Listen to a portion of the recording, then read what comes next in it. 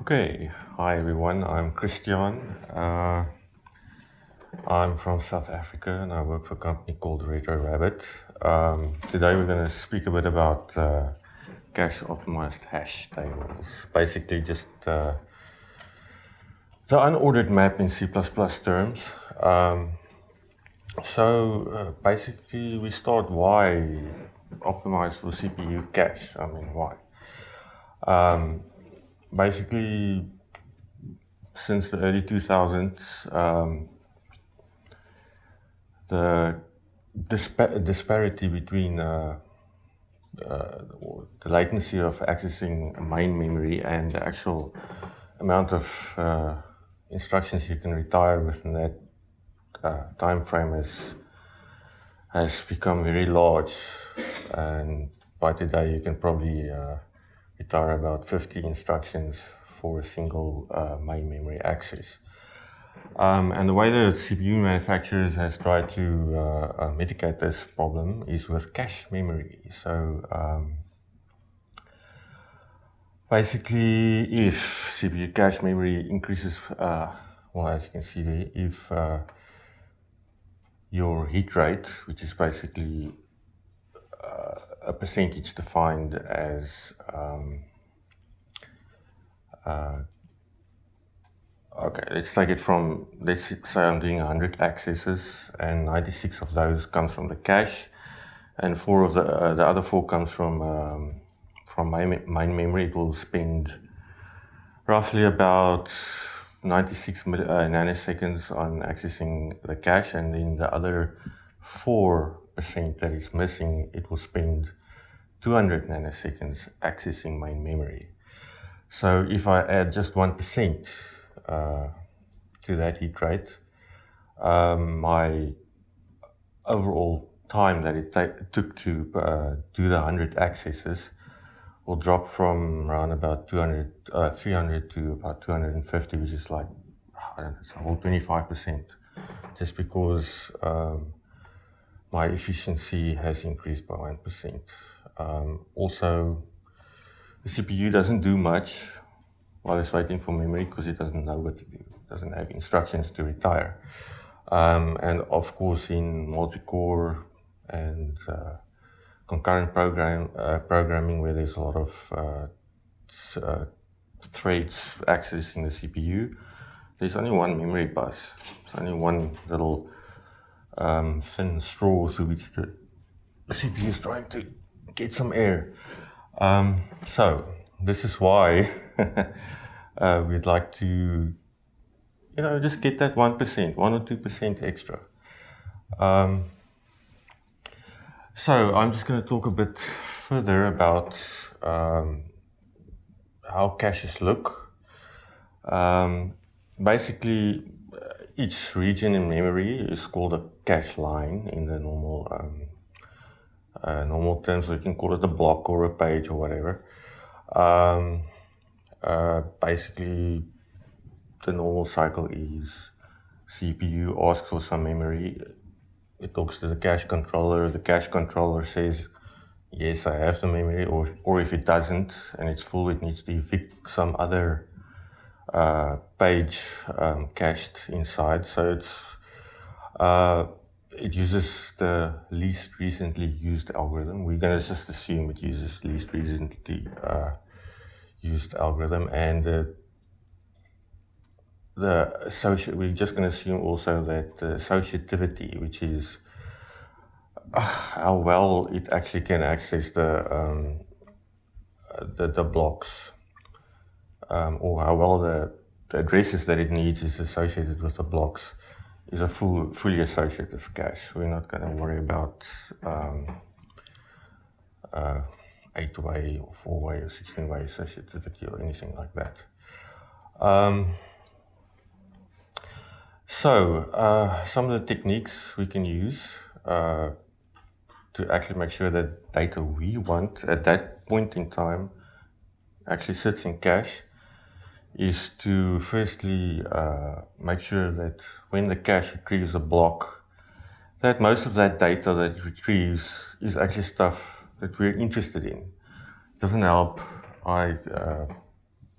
in a typical case, retrieve the cache line is about 64 bytes. So I'm only interested in 4 bytes. So it fills up the rest of the cache with memory, which I'm never going to use. And it's going to cause other stuff to be evicted, which I want to use.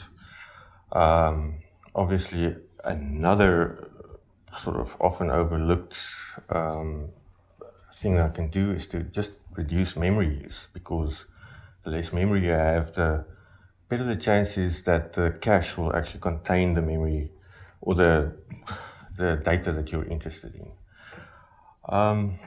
Also, there is some mention, I'm not going to go too deeply into the, the instruction caches, but obviously if the compiler inlines code with other code that also gets called frequently, the less frequently called code will actually wipe some of the functions in the instruction cache as well. And then we have LRU, locality of reference. So when I'm accessing memory in the cache and it needs to evict stuff, I need to make sure that the stuff it evicts is stuff I'm not going to use in the near future. So that's basically, I have a fancy word called temporal locality of reference. But also, all things being equal, when you're accessing memory, you're likely to access the memory around that memory again very soon.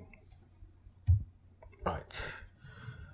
So, going a little bit deeper into blocks and pages. So this is just a little picture. The black or the gray parts are the memory that I'm interested in, and the red parts are memory that I'm not interested in. So obviously, if you have some, it's better to put all the stuff you need into contiguous blocks. As you can see there, the top part, there's one little pointer, see if it works. Oh, can you see anything? There, okay. You can see there the red spots are interleaving with the gray blocks, and yeah, obviously I'm retrieving a lot of memory there that I don't need, whereas this one is a bit better. It's a lot less memory that I don't need when I'm putting stuff into the cache. But it's up to you. I mean, each workload has its own, its own little profile of memory that it wants and memory that it doesn't want. And sometimes it's a bit difficult to actually decide in which memory you're going to choose as a algorithm designer or data structure coder. Which memory you're going to prefer. Right. So obviously, reducing memory use is always better. So you can see there on the first, in the worst access scenario, there's some memory extra there that doesn't fit into the cache line. And obviously, that's going to cause another another main memory access, whereas the one at the bottom here may not cause another memory access. So, in the worst one, we're actually waiting. The CPU is doing nothing again. It's waiting for more memory to be loaded from RAM. Right. So this one, if it's possible within your little cache algorithm or data structure or algorithm or whatever, memory access pattern, if there are parts of your memory that you need a lot, it would be good to put all that stuff in a contiguous block. That will ensure, or not ensure, but it will make the likelihood higher that you're going to be able to access that bits of memory again. But it all depends on how you, what kind of memory profile you have and how you're going to access it. So here is a bit of a complicated diagram. So we're talking about the concept of specific optimality and optimization generality. Now, by specific optimality, I mean it's in some situations you actually just need a little bit of memory to fully optimize that algorithm or loop or whatever. Whereas in general, the more general your solution is or algorithm, I can probably contrast that with iteration through an array versus random access or binary search on an array. The binary search on an array is a more general algorithm, while the iteration through the array is a very specific, and it requires less code, basically. So while you may not be able to optimize every little thing in general, it doesn't stop you from actually optimizing the specific cases for specific memory. Also, the cache hierarchy on CPUs as we know them today, if you start with registers, they're about the fastest they can basically keep pace with the CPU with the full instruction retire rate of the CPU. The L1 is a bit larger, but it's about 4 times slower, and so on and so on. And when you get to the L3, it's about 10 times slower, which is still 5 times faster than main memory. Right, so hash tables, yippee.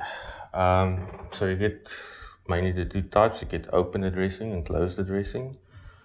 There's some examples of algorithms that they use. There's linear probing, Robin-Hood hashing. Quadratic probing is one of the other ones. Quadratic probing is the one they used in Google sparse hash and Google dense hash. There isn't really open source that use pure linear probing because of the requirements for a uniform distribution of the keys. It's pretty strict. But I'll show you why later. And then our closed addressing, which is examples of that, is typically the actual hash tables you use in the STL. You can see that with the chaining and linked lists, when you're looking up a specific key or value, you're very likely to actually do 2 lookups, or at least to address 2 memory loads because of the linked lists that's associated with each bucket in the hash table. Right, I'm going very quickly. So one of the techniques that people use, it's quite a common one, is to basically just take before we go there, I'm just going to be specifically talking about linear probing and linear probing type hash tables because they are known to be much more cache friendly than the other algorithms. So we won't really look at all the other algorithms in the closed addressing things, except that there's a bucket, because we'll be using a bucket a little bit later on. So the first thing after that is we're looking at linear probing hash tables now. It's not any hash table, it's a open addressing type scheme. So the first thing that people can do, which helps with keeping improving the cache performance or the cache efficiency, is to, let's say, separate keys and values. During the normal ADT type operations, you're accessing the keys a lot more than you're actually accessing the values, if you think about it.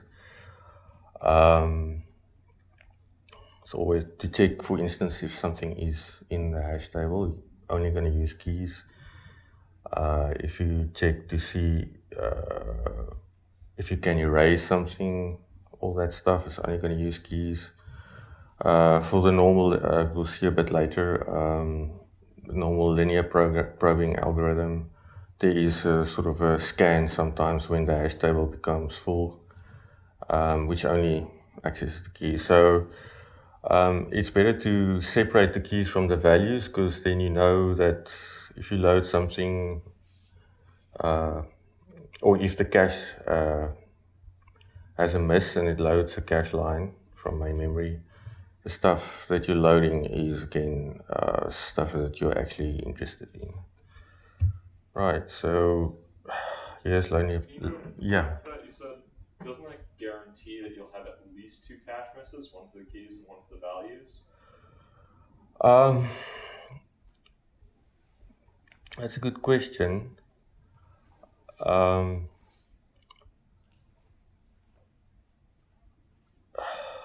to put it?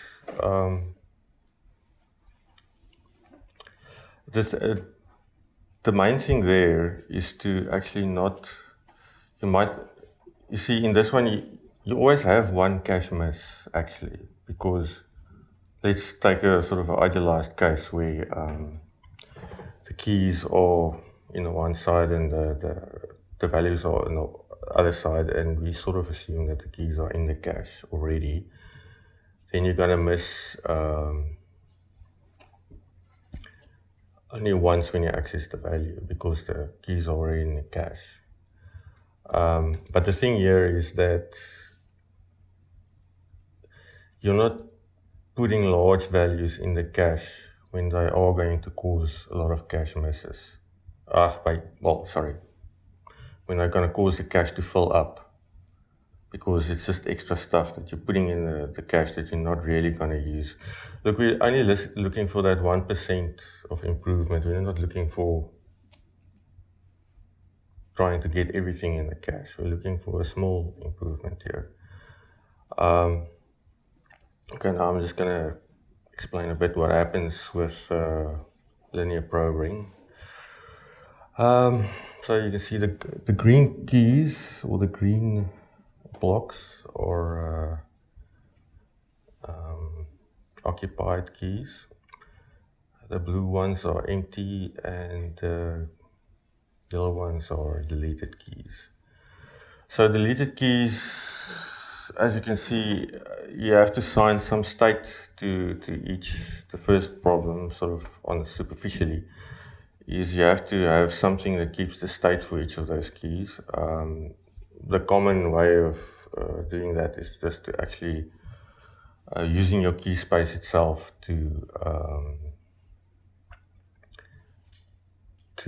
set the states for those keys. So you would have deleted key. So let's say you have a lot of integers.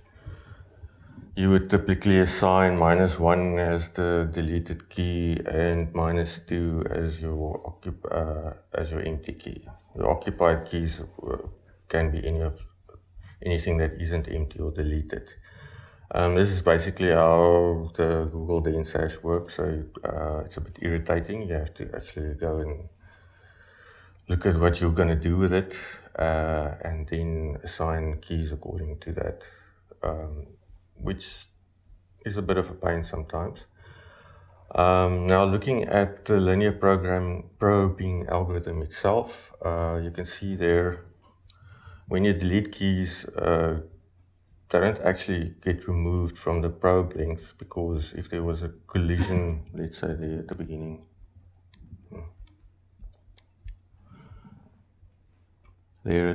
let's say that key had a collision. So that means,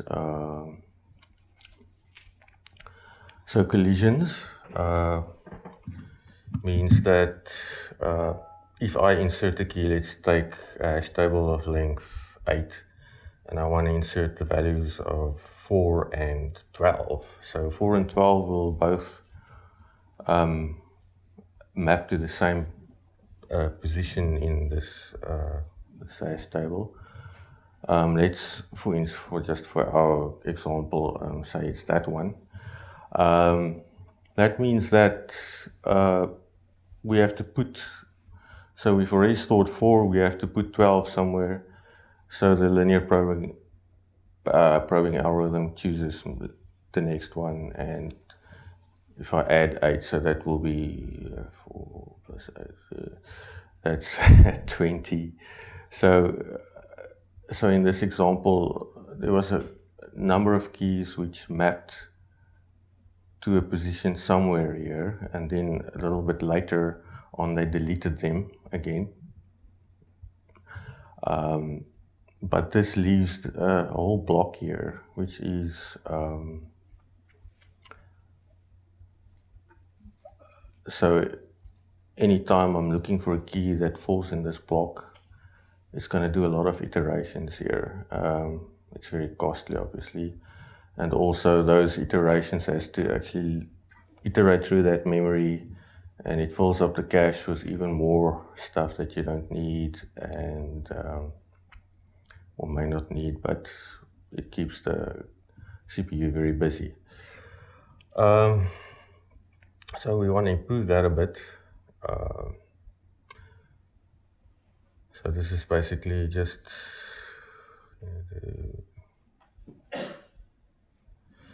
so you can see from this diagram, we need to have a very strongly randomized hash function so that you have enough spaces between the keys so that those iterations don't carry on for too long. So we're sort of forced to make the hash table a bit bigger so that we can have little spaces in, and then that obviously causes worse locality of reference and makes the table bigger than it really needs to be. There are some solutions to some of those problems, especially they call this clustering. This clustering, some of them are quadratic programming, quadratic probing using Google Denshash, and there's also something like Robin Hood hashing, which helps with that. But with quadratic probing, this each time you start probing, you increasing the probing length quadratically. So that's also bad for the cache, because now you're also making large leaps in reading stuff you don't necessarily need right now. So the locality of reference of quadratic probing is a bit worse than, especially if you want to keep the table small and you want to have a high load factor. Right, so here we have some examples of low and high factor. So there you can see low load factor. It means there's a few keys per empty space. High load factor has a lot of keys per empty space. And you can see it quickly starts generating long runs or large clusters, which is a bad thing. So to improve that, we're going to change the actual states that get stored per key. The one is to exchange the deleted key with a thing called a collided key. And that's basically where we have this word called collision factor. So collision factor just means the amount of keys of the table size, not the total size of the table, just the amount of keys per total keys which are actually in a collided state. So in other words, if I've inserted something on that key and then later on created a hash value which maps to the same key and then inserted it somewhere else there, wherever there was a space, it will be counted as a collision. So you can see there with the collided flags. So firstly, I have to just point out that this table is equivalent to that one. So we don't have deleted keys anymore, so those spaces go open. Here is a yellow one, so we're going to say that one was collided, and that one as well. So you can see just by changing the deleted flag into a collided state, deleted state into a collided state, we've reduced a bit of the clustering. But of course now you don't have a deleted key, which means how do you stop searching once you know something is collided? And the thing we elected to do is to just make sure all runs or all probes are of equal length. So if there is a collided key, it will probe for a preset length. We'll go a bit into that a bit later. But basically, this improves two things. First, you've got a lot more space to put other stuff in, so your hash table will grow slower. And secondly, because you're limiting the runs here that you can scan, the clusters will obviously not exceed the size of that constant run there, whereas that run is very long. This one is much shorter. Okay, so any questions?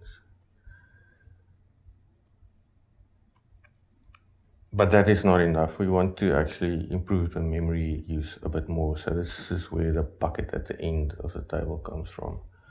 So if I store a key, and if you look at the previous one here, if I store a key there, okay, then it fills up that spot. But if I store another key that maps to somewhere there,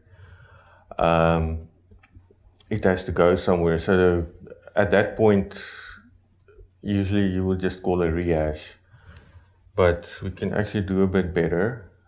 We can put a little bucket at the end. So whenever those probes are exhausted, we just put a key in the bucket. And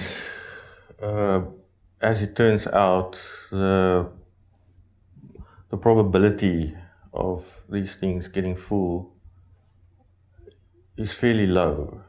So you can sort of think for yourself that if I insert a key into a position where there's k other consecutive keys, that the probability of that event occurring is fairly low. That's why this bucket basically works. And then the next thing we do is to actually take all the states, and instead of using the keys themselves to store the colors or the states, which would be occupied, empty, and collided states, we use a separate bitmap to go and store it in. So that bitmap becomes sticky in cache because it's quite small. It's like for 8-byte keys, it's like 32 times smaller than the total hash table. So the likelihood of that thing being in cache is a lot, although it does incur a couple of extra processing cycles to actually do a shift and a load here before you can actually access a key. Alright, so there's the birthday paradox, or the birthday attack, is a problem with almost all hash tables, where the probabilities of keys colliding becomes quickly very high, very quickly. And basically all I want to say here is that it's a good article to read. Go Google the birthday attack article on Wikipedia, and then we can basically just model collisions on a hash table the same way they model collisions in secure hashing algorithms. The probabilities and stuff is almost the same. Well, not the same, but they are in the same sort of area, and it makes it easier to reason about from a functional point of view than to try and go and look at the probabilities of linear probing and quadratic probing hash tables. Okay, there's some benchmarks. So you can see there, we've got dense hash map in blue, so that's the Google one, the fast Google one. The red one is the rabbit, so this is for random fetch times in nanoseconds. Then the sparse hash map, which is the Google app, it's basically a type of hash map that is a lot fewer spaces between keys. That's why they call it sparse, because it doesn't have a lot of space wasted, so it actually uses less memory. And then the normal unordered map, that's part of the STL distributions. So there you can see, I think the times here is it's about 20% or so faster than the fastest one. How large are the maps? It's 10 million keys. But it's, you'll see the same pattern reoccur with 100 millions. Doesn't matter. It just, obviously if you've got 100 million, all of the ratios stay the same. So obviously just the actual times which goes a bit higher because you've got more cache misses. So this is just for random access. For map growth, you can see you've got more like a 50 or even 100% improvement in map growth.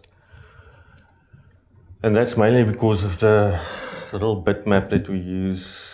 We don't actually need to compare all the heavy keys when you do a resize of the hash map. And obviously because it's much smaller, you resize much less because of the higher load factor that it can withstand. And you can also use more cache-friendly distributions. So you don't have to strongly randomize all your keys to get because you don't really need a great dispersal because you've got that collision bit which avoids the scanning of the keys. Carry on a bit. Okay, this is where it gets much better actually. So if you look at green there, that's the size of 10 million keys in the STL map. The blue is the Google dense hash map. And then the Google sparse hash map, as well as Rabbit, uses about the same amount of memory. Actually, Rabbit uses a little less even. But it's basically the same. I just have to sort of say that there are some transients because Rabbit is a variant on linear probing. It does have to resize the hash map from time to time, and that means you have to make a copy of the hash map and then insert all the keys from the old version and then delete the old version, so you have transient spikes. So it's not quite as low, even though it looks low here. It's not quite as low as the Google sparse hash map, but it's much better than all the other ones anyway. While it's actually faster than everything else. Okay, so that was that for just sort of giving you an overview of the algorithms. So now I would like to show you a bit about how the hash map, the thing actually works within an actual. So here we have some profiling information. I did a bit earlier. And this is basically the workload is the link bench from Facebook. So you can see there, there's a lot of stuff happening here. If you look at the functions, let's see what's going on here. So you've got a lot of locking. There's a lot of compression and stuff like that. Let's sort this a bit.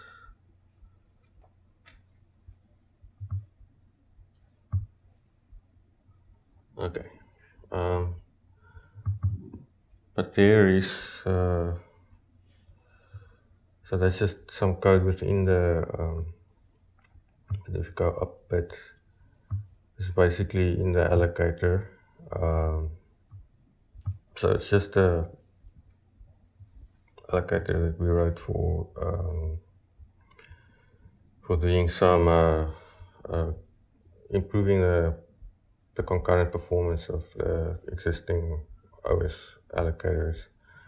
And basically, it's sort of like the malloc or one of those anyway. It's not really, but basically, there's a lot of code there that we can see. The find method gets called a lot. So obviously random read access is quite important in that workload. And again, we can see here, it does some strange things here. When we look at the code here, it's basically all cache misses. So even though we try to optimize the hash table for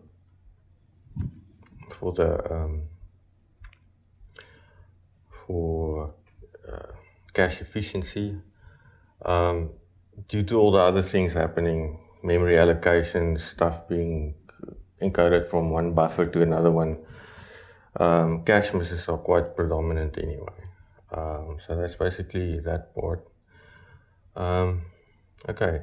I think I'm sort of finished. If there's any questions,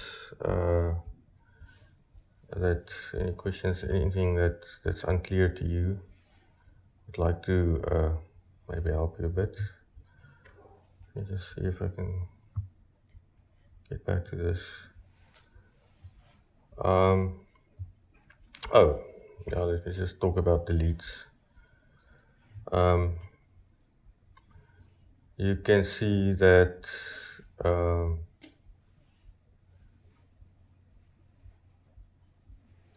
deletes and replacements are also going to be much faster in this case, because we're only setting bits. We're not actually overwriting the whole key to signal that thing is missing. But it depends on how you use the hash table and so on. Okay, right. Any questions? Yeah.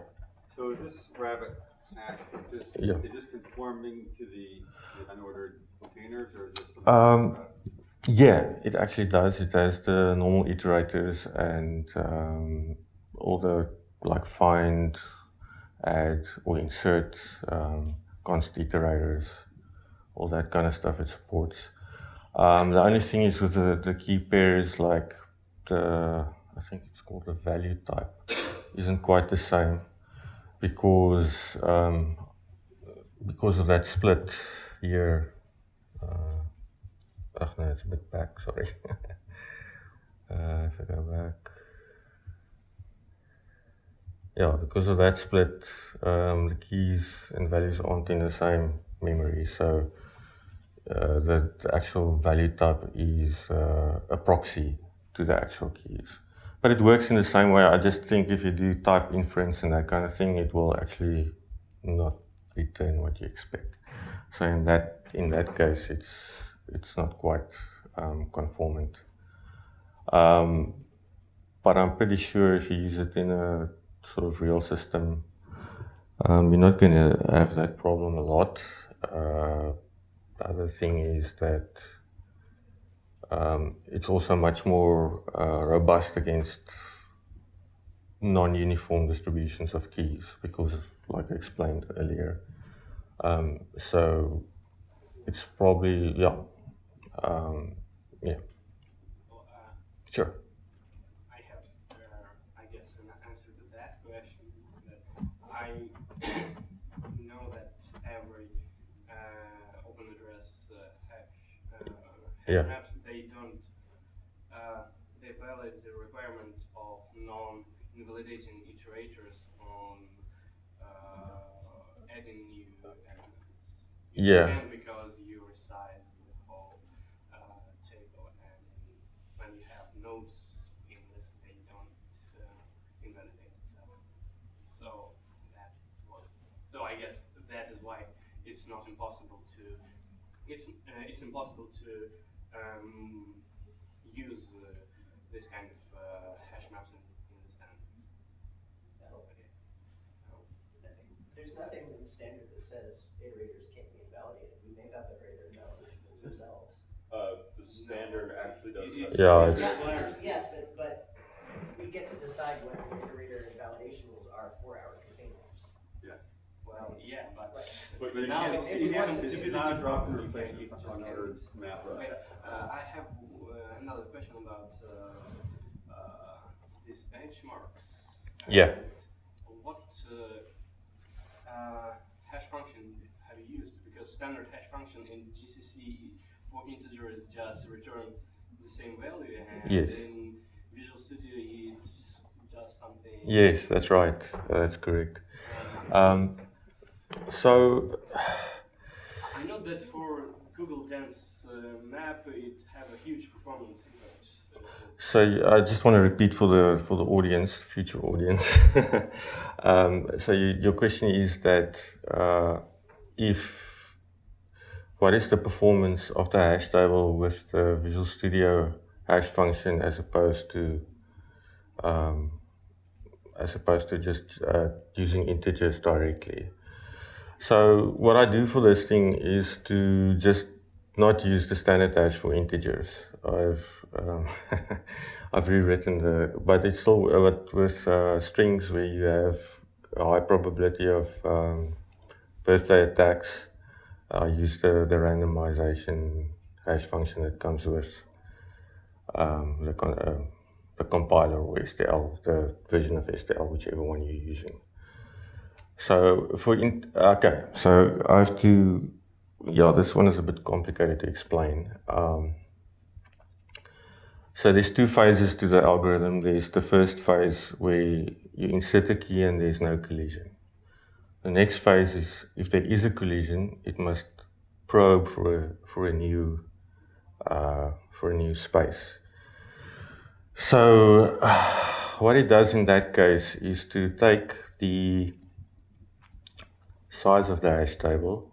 So you get the hash value divided by the size of the hash table, and then you get a number. For instance, if it's 10 times larger than the hash table, then you get 10 and 11 and so on.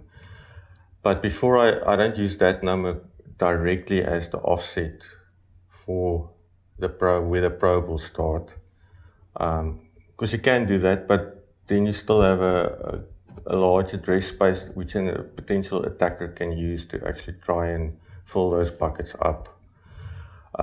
So we square. So it's, that part is actually like a quadratic hash table. So that means the total address space that an attacker has to actually cause your hash table to fail or expand beyond the available memory is the square root of the total address space. So it's a bit better than, so instead of, if you're using 64-bit keys, the total address space the hacker can exploit all the funny distribution or whatever is then 32 bits because it's half of the total address space, which is sort of the same strategy that they use in the dense hash map as well in Google. Okay, I hope that answers your question. Yeah. So one question. In your benchmarks when you Yeah. compare against the Google hash Yeah. tables, what load factor do you use as your growth decision, and how does it compare to what Google uses? Okay, so Rabbit doesn't have a fixed load factor. What it does is at the end here, if that little bucket at the end is exhausted, that's the trigger for rehashing. So we don't, I know in Google the load factor is half, because that's sort of the optimal value for linear probing or open addressing type hash tables. But for this one, it will actually adapt to your specific distribution. As a follow-up, empirically, using your last load factor, Yeah. at what load factor usually does it trigger the expansion? Okay. So in the library, it depends again. In the library, there's a function which calculates the size of the bucket. And that function basically has two modes. It's got a logarithmic mode and it's got a constant mode. So there's a function you call set logarithmic, and if you set it to 1, then you'll take the logarithm of this whole hash table size except for the bucket and make that the size of the bucket. And then you can say set logarithm 1, 2, 3, 4, 5, whatever, to make the hash table resize later and later and later. Obviously, making that bucket larger and larger as a performance penalty. But with like these tests that we have is with that logarithmic factor set to 1, so that's about the fastest. And for that specific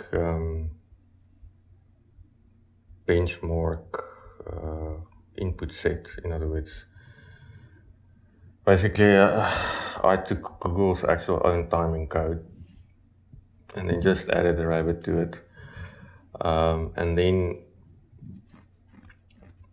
the keys they generate there, the random keys, aren't really that random. It's about 20 bits of randomness, so it's not a lot.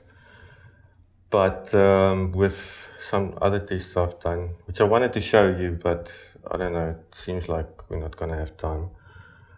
We use a full 64-bit of randomness.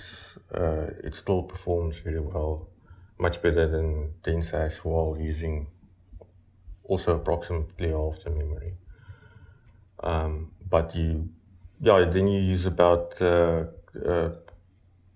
then you multiply the bucket size at the end by the logarithm times 2 or times 4 or something like that. It's not just, so it's a bit larger, but it doesn't, because, it's just to make sure you don't have that last rehash which suddenly makes the table much bigger.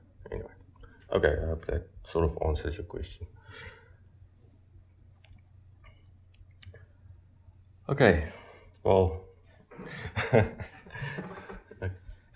So I've been working on some similar hash things, and one of the things I found is, in practice, nobody ever deletes keys, ever. Like, people destroy tables, they throw the whole thing away, but it's usually inserts, finds, and that's it. Yeah. Oh, that's okay. Yeah, that's a fair observation.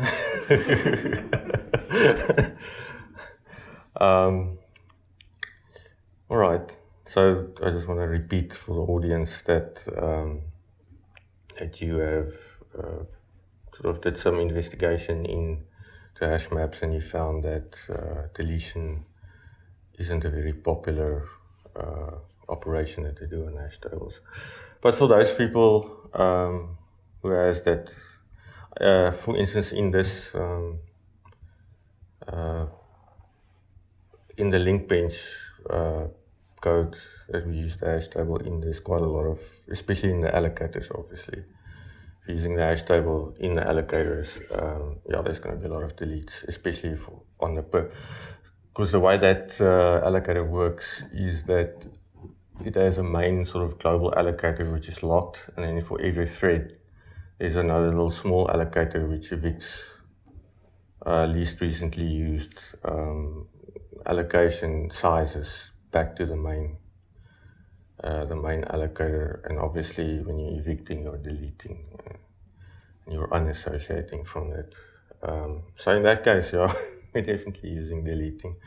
But for that, in the actual concurrent algorithms where we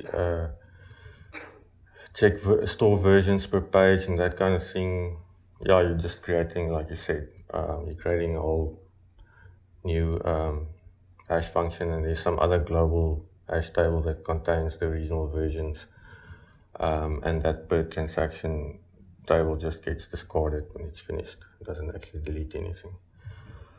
Okay, any other questions? No, it's fine. Okay, no, I think I'm finished. Thanks.